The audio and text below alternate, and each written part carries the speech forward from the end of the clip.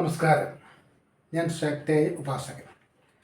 സജ്ജനങ്ങളുമായിട്ട് നമ്മുടെ ചർച്ചന വിഷയം ഉത്രം നക്ഷത്ര ജാതകരുടെ 38 വയസ്സ് മുതൽ 54 വയസ്സ് വരെ അവർക്ക് അനുഭവത്തിൽ വരാനിടയുള്ള വ്യാഴദശാകാലത്തെക്കുറിച്ചാണ് നമ്മളിന്നിവിടെ സംസാരിക്കുന്നത്. ഇതൊരു ഏകദേശ കണക്കാണ്. കാരണം ഏതൊരു ഉത്തര നക്ഷത്ര ജാതനും ജനിക്കുന്നത് സൂര്യദശാകാലത്തിലാണ്. സൂര്യദശാകാലം എന്ന് പറയുന്നത് 6 വർഷമാണ്. ഈ 6 വർഷമുള്ള സൂര്യദശാകാലം എന്ന് പറഞ്ഞാൽ ജനന സമയം കൊണ്ട് ഉത്തര നക്ഷത്രക്കാരെ സംബന്ധിച്ച് നമ്മൾ പരിശോധിക്കുമ്പോൾ 6 വർഷം തന്നെ കിട്ടണമെന്നില്ല. ചിലപ്പം 3 വർഷമാവാം, ചിലപ്പം 6 ദിവസമാകാം, അങ്ങനെ വ്യത്യാസം വരും. അപ്പം അതുകൊണ്ട് നമ്മൾ ഈ ഒരു വീഡിയോയ്ക്ക് വേണ്ടി സൂര്യദശാകാലം എന്ന് പറയുന്നത് ഇവർക്ക് 3 വയസ്സ് വരെ എന്നൊരു ഏകദേശ കണക്കിൽ നിജപ്പെടുത്തുകയാണ്. അതനുസരിച്ച് നമ്മൾ വീണ്ടും ശ്രദ്ധിക്കുമ്പോൾ 3 വയസ്സ് വരെ ഉത്തര നക്ഷത്ര ജാതന് സൂര്യദശാകാലം, ശേഷം 3 വയസ്സ് മുതൽ 13 വയസ്സ് വരെ ചന്ദ്രദശാകാലവും, 13 വയസ്സ് മുതൽ 20 വയസ്സ് വരെ ചൊവ്വാദശാകാലവും, 20 വയസ്സ് മുതൽ 38 വയസ്സ് വരെ രാഹുർ ദശാകാലവും, 38 വയസ്സ് മുതൽ 54 വയസ്സ് വരെ വ്യാഴദശാകാലവുമാകുന്നു. ഇതാണ് ഇതിൻ്റെ ഒരു ചാർട്ട്. നമ്മൾ ഇന്നിവിടെ പറയുന്നത് 38 വയസ്സ് മുതൽ 54 വയസ്സ് വരെ അനുഭവത്തിൽ വരാനിടയുള്ള വ്യാഴദശാകാലത്തെക്കുറിച്ചാണ്. വ്യാഴദശാകാലം എന്ന് പറയുന്നത് ഇവർക്ക് എങ്ങനെ ഏതൊക്കെ തരത്തിലുള്ള ഗുണദോഷ ഫലങ്ങളാണ് നൽകാനിടയുള്ളതെന്ന് ചോദിച്ചാൽ, ഏതൊരു ഉത്തര നക്ഷത്ര ജാതൻ്റെയും ജാതകത്തിൽ വ്യാഴം ശുഭനായിട്ട് നിൽക്കുന്നുവോ അതോ അശുഭനാണോ എന്നതിനെ ആശ്രയിച്ചാണ് ഗുണദോഷ ഫലങ്ങൾ പറയുക. ശുഭാവസ്ഥയിലുള്ള വ്യാഴമാണെങ്കിൽ ഒരുപാട് ഗുണങ്ങളുണ്ടാകും. അശുഭാവസ്ഥയിലുള്ള വ്യാഴമാണെങ്കിൽ ഗുണഫലങ്ങൾക്ക് പകരമായിട്ട് ദോഷഫലങ്ങൾ അധികരിച്ചിരിക്കും. ഇതാണ് ഇതിൻ്റെ ഒരു തത്വം. അപ്പം നമുക്ക് ഗുണവാനായിട്ടുള്ള വ്യാഴം ഏതൊക്കെ തരത്തിലുള്ള ഗുണഫലങ്ങൾ നൽകുമെന്ന് ചുരുക്കി ഒന്ന് പറയാം. വ്യാഴം ഗുണവാനാണെങ്കിൽ തൊഴിലില്ലാത്തവർക്ക് തൊഴിൽ ലഭിക്കും. തൊഴിൽ സ്ഥാനക്കയറ്റമോ സ്ഥലമാറ്റമോ ഒക്കെ പ്രതീക്ഷിക്കുന്നവർക്ക് സ്ഥാനക്കയറ്റമോ സ്ഥലമാറ്റമോ ലഭിക്കാം. സ്വന്തമായിട്ട് ബിസിനസ് ചെയ്യുന്നവരാണെങ്കിൽ ഏറ്റവും കൂടുതൽ ധനലഭ്യത ഉണ്ടാവാം. എന്തിനേറെ കൂടുതൽ വിശദീകരിച്ച് പറയുന്നു, ഭാഗ്യാനുഭവത്തിലൂടെ തന്നെ ധനലാഭം ഉണ്ടാവാം. ഭാഗ്യക്കുറി വീഴുമെന്നല്ല പറയുന്നത്, അത് വീഴാതിരിക്കാം, എങ്കിൽ അത് കിട്ടാനുള്ള സാധ്യതയുണ്ട്. ഒരുപാട് ധനം, വിവാഹത്തിലൂടെയുള്ള ധനലാഭം, വ്യവസായത്തിലൂടെയുള്ള ധനലാഭം, ഭൂമി സംബന്ധമായിട്ടുള്ള നേട്ടങ്ങൾ, ഭൂമി കൂടുതലായിട്ട് വാങ്ങിക്കൂട്ടാൻ സാധിക്കുക, ഗൃഹനിർമ്മാണം നടത്താൻ സാധിക്കുക, ഗൃഹനിർമ്മാണം പൂർത്തീകരിക്കാൻ സാധിക്കുക, ആഡംബര സമാനമായിട്ടുള്ള ഗൃഹലാഭം, വില കൂടിയ വാഹനങ്ങളുടെ ലാഭം, സ്വർണ്ണാഭരണങ്ങളുടെ ലബ്ധി, കുടുംബത്തിൽ സന്താനപ്രാപ്തി, കുടുംബത്തിൽ വിവാഹാദി മംഗളകർമ്മങ്ങൾ നടക്കുക. ഒന്നെങ്കിൽ ഈ നക്ഷത്ര ജാതന് വിവാഹം നടക്കണം, അല്ലെങ്കിൽ ഈ ജാതൻ്റെ കുടുംബത്തിൽ മറ്റെന്തെങ്കിലും ഒരു പന്തലിട്ടൊരു നല്ല മംഗളകർമ്മം നടക്കുക. അത് വിവാഹമാവാം, ഗൃഹപ്രവേശന കർമ്മമാവാം, കുടുംബ ഭരദേവത പ്രീതിയുമായി ബന്ധപ്പെട്ടിട്ടുള്ള ദേവകാര്യങ്ങളാവാം, തീർത്ഥാടനങ്ങൾ നടക്കാം, ഉല്ലാസ യാത്രകൾ നടക്കാം, നിക്ഷേപം വർദ്ധിച്ചുകൊണ്ടേയിരിക്കും. ഏതെങ്കിലും ഒരു നിക്ഷേപം ഉണ്ടാകുക, അതിലടിക്കടി ധനം കൂടുതലായിട്ട് നിക്ഷേപിക്കാൻ പറ്റുക, കൂടുതലായിട്ട് മക്കളും മരുമക്കളും ബന്ധുജനങ്ങളും സഹോദരനും സഹോദരിയുമായിട്ടൊക്കെ ഒരു സന്തോഷകരമായ ജീവിതം. ധനത്തിന് വലിയ പ്രശ്നമൊന്നുമില്ല, ആരോഗ്യത്തിന് വലിയ കുഴപ്പമൊന്നുമില്ല, രാജകീയ സുഖഭോഗങ്ങളോടുകൂടിയുള്ളൊരു ജീവിതം. ഈ വിവാഹമൊക്കെ വ്യാഴദശാകാലത്ത് നിശ്ചയമായിട്ട് നടക്കും. 2ാം വിവാഹമാണെങ്കിൽ പോലും വ്യാഴദശാകാലത്ത് നടന്നിരിക്കണം. വ്യാഴം എന്ന് പറഞ്ഞാൽ മംഗളകാരകനാണ്, സർവേശ്വരകാരകനാണ്. സർവ ഗുണങ്ങളുടെയും നേട്ടങ്ങളുടെയും ലാഭത്തിൻ്റെയും ഒക്കെ ദാതാവാണ് വ്യാഴമെന്നാണ് ജ്യോതിഷ വിശ്വാസം. അപ്പം ശുഭനായിട്ടുള്ള വ്യാഴദശാകാലത്തിൽ ഏറ്റവും കൂടുതൽ രാജകീയ പ്രൗഢിയോടുകൂടെ, ധനധാന്യ സമ്പൽ സമൃദ്ധിയോടുകൂടെ ജീവിക്കാൻ സാധിക്കും.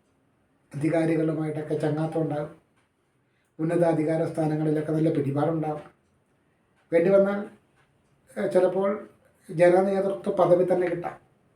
പഞ്ചായത്ത് മെമ്പറാവുക, ബ്ലോക്ക് പഞ്ചായത്ത് മെമ്പറാവുക, മുനിസിപ്പൽ കൗൺസിലർ ആവുക, ഇങ്ങനെയൊക്കെയുള്ള നേതൃപദവിയിലേക്ക് തന്നെ എത്തിച്ചേരുവാനുള്ള സാധ്യതകളുള്ളതാണ്.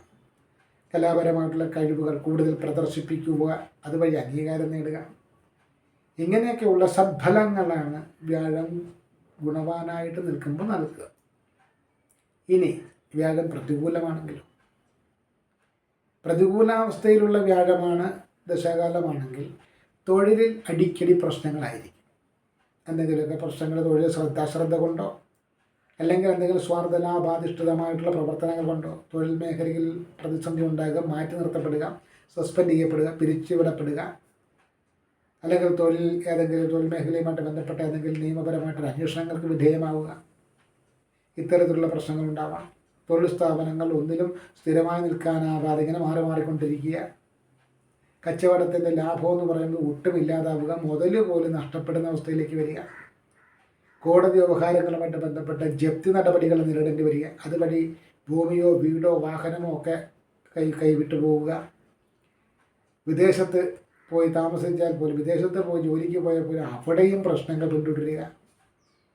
അതായത് ഇല്ലാത്ത പ്രശ്നങ്ങൾ ഓരോന്നോരോന്നായിട്ട് ഉണ്ടായിക്കൊണ്ടിരിക്കും. തൊഴിൽ മേഖലകൾ താമസിച്ച് എന്നാൽ കുറ്റം, നേരത്തെ ഇറങ്ങിയ കുറ്റം, കൂടുതൽ സമയം ജോലി ചെയ്താൽ കുറ്റം, അത് ചെയ്താൽ കുറ്റം, ഇത് ചെയ്താൽ കുറ്റം, ഇഷ്ടമില്ലാത്ത അച്ചിക്ക് തൊട്ടതെല്ലാം കുറ്റമെന്ന് പറഞ്ഞ കണക്ക് തൊഴിൽ മേഖലയിൽ ഒരു മനസ്സമാധാനം ഉണ്ടാവില്ല. ഒരു സ്ഥാപനത്തിൽ നിന്ന് മാറി മറ്റൊരു സ്ഥാപനത്തിൽ നിന്നാൽ അവിടെ 6 മാസം പോലും നിൽക്കാൻ പറ്റില്ല, അതും വിട്ടിട്ട് ഉടനെ വരും. ചുരുക്കത്തിൽ സാമ്പത്തികമായിട്ടുള്ള തകർച്ച, അതാണ് വ്യാഴം പ്രതികൂലത്തിൽ വന്നാലുള്ള പ്രധാനപ്പെട്ട പ്രശ്നം. നിക്ഷേപം ഉണ്ടെങ്കിൽ അച്ഛനോ അപ്പനോ ഒക്കെ സമ്പാദിച്ച മുതലുകളായിരിക്കും, ഭൂമിയോ വീടോ ഒക്കെ വാഹനമോ ഒക്കെ, അതൊക്കെ വിറ്റ് കാര്യങ്ങൾ നടത്തേണ്ടി വരിക. എന്നാലും കടബാധ്യത തീരില്ല. കടബാധ്യത ഇങ്ങനെ വന്നുകൊണ്ടേയിരിക്കും. കടക്കാരിങ്ങനെ വന്ന് ബുദ്ധിമുട്ടിച്ചുകൊണ്ടേയിരിക്കും. കടക്കാരിൽ നിന്ന് ഓടി രക്ഷപ്പെടാൻ വേണ്ടിയിട്ട് തന്നെ ആവണം വിദേശത്ത് പോയി താമസിക്കുന്നതോ മറഞ്ഞിരുന്ന് ജീവിക്കുന്നതോതായ സാഹചര്യം ഉണ്ടാവാനിടയുള്ളൂ. ഇതിനിടയ്ക്ക് ഷുഗർ പോലെയുള്ള രോഗങ്ങളുടെ ആധിക്യം, ആമാശയ സംബന്ധമുള്ള രോഗങ്ങൾ, കർമ്മ സംബന്ധമായിട്ടുള്ള അസുഖങ്ങൾ, രോഗദുരിതങ്ങൾ കുടുംബത്തിൽ ആർക്കും അംഗീകരിക്കാൻ പറ്റാത്തവനായിട്ട് മാറുക. കുടുംബത്തിൽ തന്നെ ഒരുപക്ഷെ ഭ്രഷ്ട് കൽപ്പിക്കപ്പെടുന്ന തരത്തിൽ തന്നെ കാര്യങ്ങൾ പോയേക്കാം. ഒറ്റപ്പെട്ടിരിക്കുക, അടുപ്പിക്കാൻ കൊള്ളില്ല, അപ്പം വലിയ പ്രശ്നക്കാരനാണ്, അവനെ പുറത്ത് കളയുക എന്ന് പറയുന്ന തരത്തിൽ തെറ്റിദ്ധരിക്കപ്പെട്ട് പോലും കുറ്റവിചാരണയ്ക്കിടയാകേണ്ടി വന്നേക്കാം. വ്രതങ്ങളൊക്കെ എന്തെങ്കിലുമൊക്കെ നോക്കുകയാണെങ്കിൽ അതൊക്കെ ഇടയ്ക്കിട്ട് കളയുക, വ്രതഭംഗം വരുത്തുക, ദേവകാര്യങ്ങളെ നിന്ദിക്കുക, ദേവനും ദൈവത്തെയൊക്കെ കുറ്റം പറയുക, ദേവകാര്യങ്ങളുടെ പുച്ഛം പുലർത്തുക, ഇങ്ങനെ സർവനിന്ദിതനാകുന്ന ഒരവസ്ഥയിലേക്ക് മാറാനിടയുള്ളൊരു കാലഘട്ടമായിരിക്കും നീചനായ വ്യാഴത്തിൻ്റെ ദശാകാലം. ഇതിനെക്കുറിച്ച് കൂടുതൽ വിവരങ്ങളടങ്ങിയ വീഡിയോകൾ നമ്മൾ പുറകെ ഇടുന്നത് കൊണ്ട് കൂടുതൽ ദീർഘിപ്പിക്കുന്നില്ല.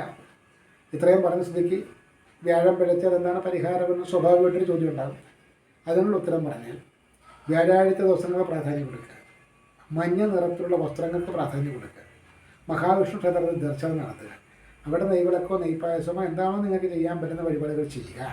അതിലുപരി രാവിലെ 8 മണിക്കും 9 മണിക്കും ഇടയിലുള്ള സമയം മഹാവിഷ്ണു ക്ഷേത്രവുമായിട്ട് ബന്ധപ്പെട്ട് നിൽക്കുന്ന അരയാൽ മരത്തിനെ 3 തവണ പ്രദക്ഷിണം ചെയ്യുകയും ഒരു 5 മിനിറ്റോ 10 മിനിറ്റോ അവിടെ ഇരിക്കുന്നതും മാനസിക സംഘർഷം കുറയ്ക്കാൻ സാധിക്കും, സൽബുദ്ധിയുടെ പ്രവർത്തനത്തിന് ഉതകും. ഇനി തമിഴ്നാട്ടിലെ ഒരു ആചാരം നോക്കിക്കഴിഞ്ഞാൽ ഇങ്ങനെ 33 തവണയൊക്കെ അവിടെ പ്രദക്ഷിണം ചെയ്യാറുണ്ട്. 33 തവണ പ്രദക്ഷിണം ചെയ്തിട്ട്, കാരണം 3 എന്ന് പറയുന്ന സംഖ്യയെ സ്വാധീനിക്കുന്നത് വ്യാഴമാണ്. അതുകൊണ്ട് 33 തവണയൊക്കെ പ്രദക്ഷിണം ചെയ്തിട്ട് അവർ കുറച്ച് പാല് കയ്യിൽ കരുതാറുണ്ട്. ആ പാലിലേക്ക് മഞ്ഞൾപ്പൊടി ഇട്ട് അരയാലിൻ്റെ ചുവട്ടിൽ അരയാലിനോട് ചേർത്ത് അരയാലുമായിട്ട് ബന്ധിച്ച് അഭിഷേകം ചെയ്യുന്നത് ഒഴിക്കുകയും ഒരു 5 മിനിറ്റ് അരയാലിൻ്റെ തടിയിലൊക്കെ തന്നെ നിന്ന് കഴിഞ്ഞാൽ അതിൽ നിന്നും അല്പമെടുത്ത് മഞ്ഞൾക്കുറി ധരിക്കുകയും ചെയ്യുന്നത് കാണാം. വ്യാഴദശാകാലത്ത് മഞ്ഞ നിറത്തുള്ള വസ്ത്രം ധരിക്കണമെന്നും മഞ്ഞൾക്കുറി ധരിക്കണമെന്നും പറയുന്ന ആ ഒരു നിർദ്ദേശം കൂടെ നമ്മൾ കണക്കുകൂട്ടി നോക്കുമ്പോൾ തമിഴ്നാട്ടിൽ ആചരിക്കപ്പെടുന്ന ആചാരം ഏറെക്കുറെ വ്യാഴദോഷ പരിഹാരത്തിന് പര്യാപ്തമാണെന്ന് തോന്നാറുണ്ട്. അപ്പോൾ കൂടുതൽ വീഡിയോകളുമായിട്ട് നമ്മൾ അടുത്ത വീഡിയോയിൽ കാണാം. ഇത്തവണ ഈ വ്യാഴദശാകാലത്തെക്കുറിച്ചുള്ള കാര്യങ്ങളാണ് ഇവിടെ പറയുന്നത്. ഇനി തുടർന്നുള്ള ഓരോ പ്രായത്തിലും വരുന്ന ദശാകാലങ്ങൾ എന്തൊക്കെയാണ്, അതിൻ്റെയൊക്കെ ഫലങ്ങൾ എന്തൊക്കെയാണെന്നുള്ളതിനെ സംബന്ധിച്ചുള്ള വീഡിയോകൾ നമ്മൾ അപ്ലോഡ് ചെയ്തുകൊണ്ടിരിക്കുകയാണ്. താല്പര്യമുള്ളവർ വീഡിയോ തുടർച്ചയായി കാണുക, ലൈക്ക് ചെയ്യുക, സബ്സ്ക്രൈബ് ചെയ്യുക, പ്രോത്സാഹിപ്പിക്കുക. അപ്പോൾ എന്തായാലും നമ്മൾ ഇന്നത്തെ ഈ വീഡിയോ ഇവിടെ അവസാനിപ്പിക്കുന്നു. ഇതിൻ്റെ കൂടുതൽ വിശദീകരണം വരും വീഡിയോകളിൽ ഉണ്ടാകും എന്ന് പറഞ്ഞുകൊണ്ട് അവസാനിപ്പിക്കുന്നു. നന്ദി, നമസ്കാരം.